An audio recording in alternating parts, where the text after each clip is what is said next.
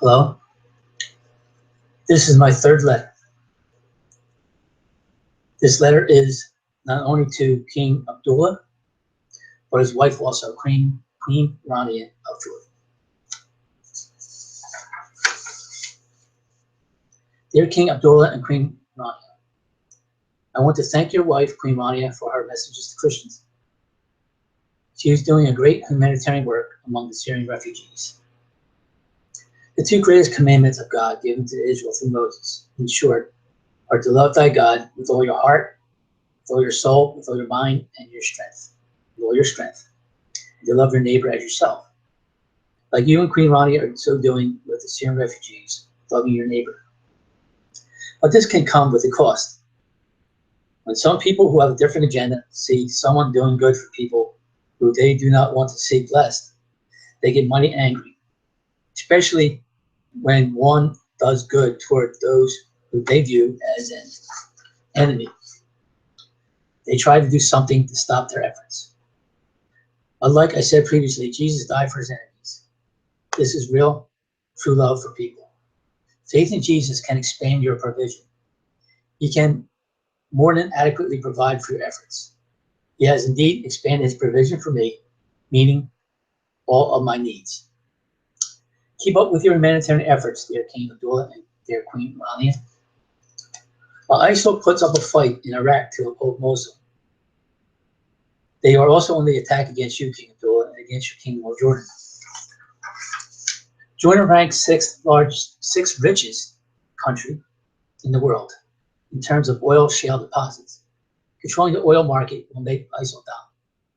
An attack and takeover of Jordan will put them in position of controlling Palestine. It will also put them in position next to Israel as well.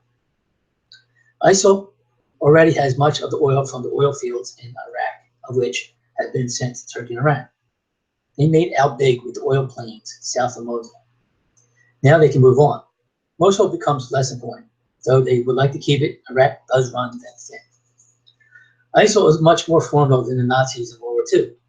They stood toe-to-toe against those who they wanted to conquer. Nations stood toe-to-toe with one another as they declared war against one another. ISIL doesn't do that. ISIL, on the other hand, you do not know where ISIL is going to be or where they are going next. You do not know where they are going to strike. With them, it's over there. No, they are over there. No, over there. No, they are right here. Groups like the Muslim Brotherhood get into voting processes. This is the beginning of tearing governments apart from within. They are like foxes in a vineyard. The foxes, if not caught, will ruin a vineyard. Foxes must be caught. They will begin to slowly but surely ruin a country. Tearing apart the good that you believe you are doing for your country, your people, and the world, politically and economically. What had been seen by King Solomon, son of David, was written down by him. It was this, in Ecclesiastes chapter 9, verse 13 through 18. This I came to see as wisdom under the sun, and it impressed me. There was a small city with a few men in it, and a great king came to it, surrounded it, and constructed large siege works against it. But there was found in it a poor wise man, and he delivered the city by his wisdom. Yet no one remembered that poor man, so I said, wisdom is better than strength. But the wisdom of the poor man is despised, and his words are not heeded. The words of the wise, heard in quietness, are better than the shouting of a ruler among fools. Wisdom is better than weapons of war, but one sinner destroys much good. Jesus was this poor wise man who had delivered the city by his wisdom. Yet no one remembered that poor man. The wisdom of this poor man was despised, and his words were not heeded.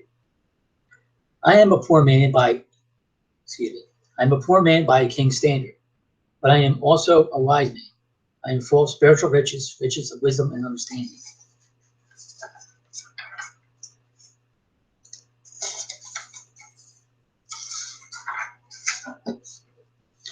As Luke chapter 1 says, many have undertaken to draw up an account of the things that have been fulfilled among us, just as they were handed down to us by those who were eyewitnesses and servants of the word. Here are the accounts of Jesus performing the miracle of multiplying the fish and the loaves of bread.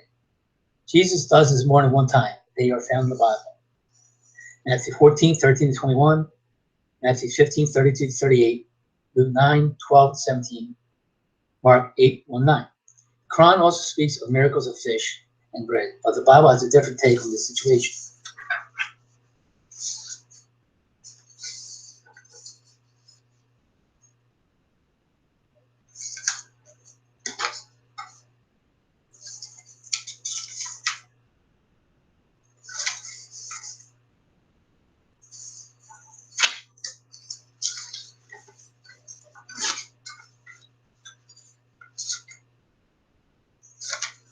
While ISIL puts up a fight in Iraq to uphold Mosul, they are also on the attack against you, King Abdullah, and against your kingdom of Jordan.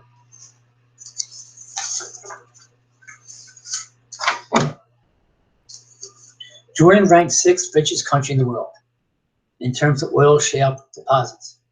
Controlling the oil market will make ISIL dominant.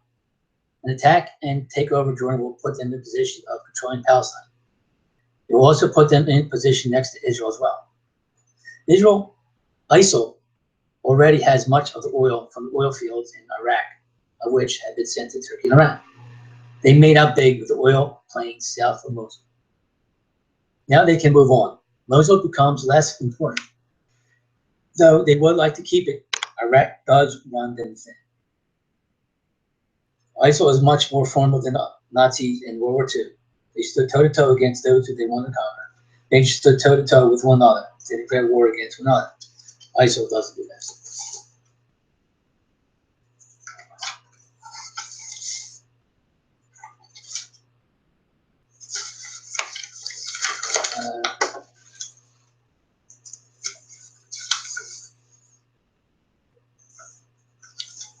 I'm repeating myself here, but it's important. ISIL, on the other hand, you do not know where ISIL is going to be or where they are going next. You do not know where they are going to strike. With them, it's over there. No, they are over there. No, over there. No, they are right here. Groups like the Muslim Brotherhood get into voting processes. This is the beginning of tearing governments apart from within. They're like foxes in the vineyard. Foxes are not caught will ruin the vineyard. Foxes must be caught. They will begin to slowly but surely ruin the country. Tearing apart the good that you believe you are doing for your country, your people, and the world, politically and economically.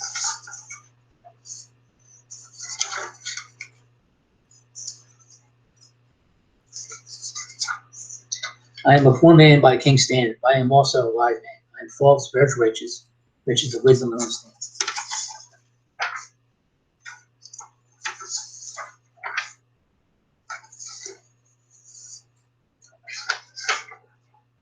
Most importantly, I like to refer to Mark chapter 8, verses 1 to 9.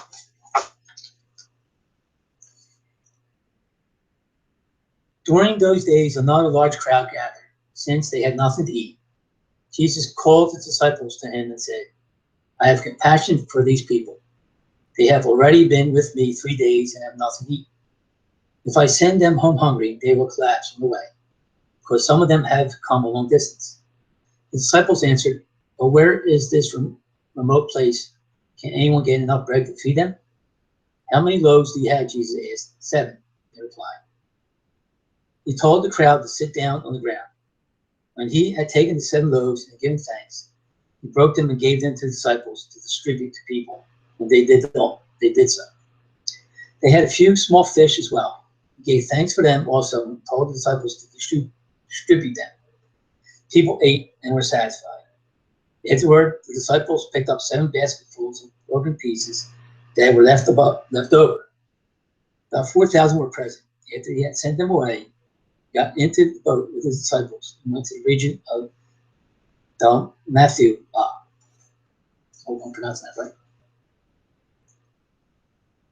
Then we go down to verse 16 of Mark 8. They discussed this with one another and said, it is because we have no bread. This is later on. Aware of their discussion, Jesus asked them, why are you talking about having no bread? Do you still not see or understand? Are your hearts hardened? Do you have eyes but fail to see, and ears but fail to hear? And don't you remember? When I broke the 5 loaves for the 5,000, how many basketfuls of pieces did you pick up? 12, they replied. And when I broke the 7 loaves for the 4,000, how many basketfuls of pieces did you pick up? They answered 7. He said to them, do you still not understand?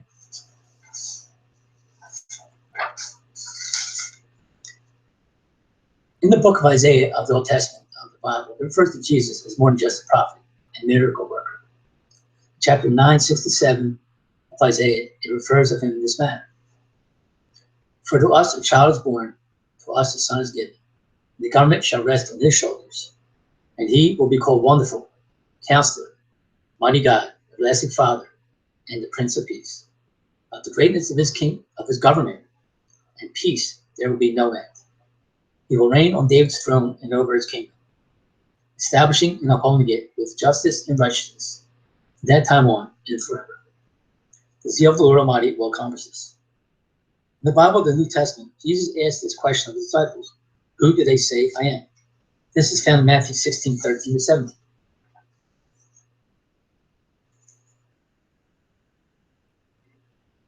When Jesus came to the region of Caesarea Philippi, he asked his disciples, who do people say that I am? They replied, some say John the Baptist, others say Elijah, and still others Jeremiah, or one of the prophets. Well, what about you, he asked, who do you say I am? Simon Peter answered, you are the Messiah, the Son of the living God. Jesus replied, blessed are you, Simon, son of Jonah, for this was not revealed to you by flesh and blood, but my Father in heaven.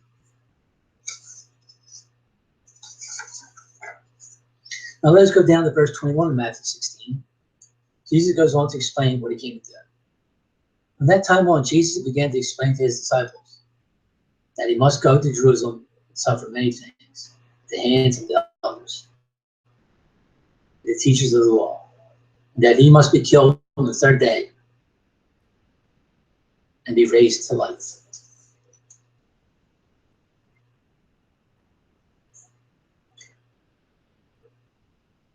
The book of Isaiah in chapter 53, actually beginning in chapter 52, verses 13 to 15.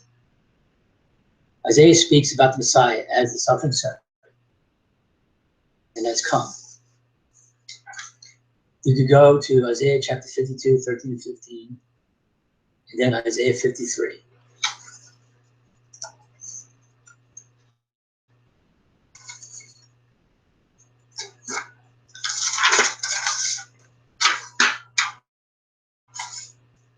Matthew 1, 18, 24 says this. This is how the birth of Jesus, the Messiah, came about. His mother Mary was pledged to be married to Joseph, but before they came together, she was found to be pregnant through the Holy Spirit. Because Joseph, her husband, was faithful to the law, yet did not want to expose her to public disgrace, he had in mind to divorce her quietly. But after he had considered this, an angel of the Lord appeared to him in a dream and said, Joseph, son of David, do not be afraid to take Mary home to be your wife, because what is conceived in her is from the Holy Spirit. She will give birth to a son, and you are to give him the name Jesus, because he will save his people from their sins. All this took place to fulfill what the Lord had said through the prophet. A virgin will conceive and give birth to a son. They will call him Emmanuel, which means God with us, or God tabernacled with us. When Joseph woke up, he did what the angel of the Lord had commanded him, took Mary home as his wife. But he did not consummate the marriage until she gave birth to a son. He gave him the name Jesus. This is my 3rd letter.